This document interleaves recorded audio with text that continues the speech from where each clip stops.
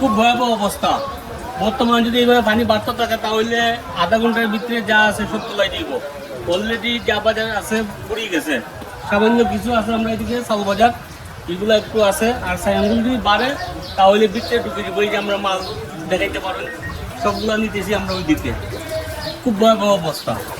সকালে দোকানে আই থেকে প্রচুর পানি, আইয়া থেকে মানে খুব মানে মালপত্র সব মানে কিছু করতে করার মতো নাই, তো পানি চলে সব কিতাবার মর ওর কিছু আর সব বিদ্যা শেষ ভাই, মালপত্র কিছু আর পানি তো আর বাড়েন আটু পানি তো ভাই আমরা সকালে এদিকে শুকনা, এখন বর্তমানে 1 ঘন্টা হয়েছে না পানি আটু পানি গেছে। আমরা দোকান টাকানো পানি মাল এটা বিদ্যা বিনাশ, এখন আর ঘন্টা করার নাই একদম আমার ভাই। এখন কোনানো আছে তুমি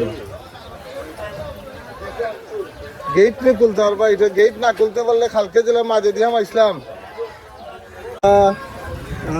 মানে গতবারের অবস্থা 22-এর অবস্থা যাইতো কি পারে। সব নদীর পানি বাড়তি, সুনামগঞ্জের সুরমা নদীর পানি থাকে।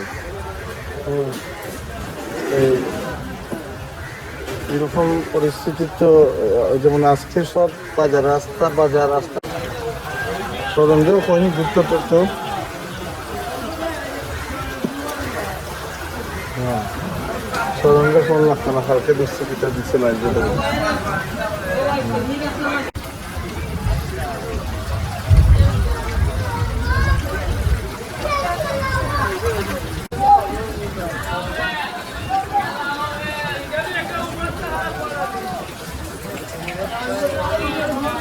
রাজনৈতিক কর্মী না হইলে মানুষের নমস্ত বুঝে না, আমার নাম সবই তো বুঝতাম না, এখনো বুঝে না। দাদা অবস্থা খারাপ,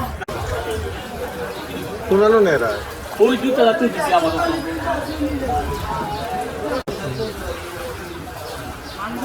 শোনানো তুমি শোনানো ভাই তোমার অবস্থা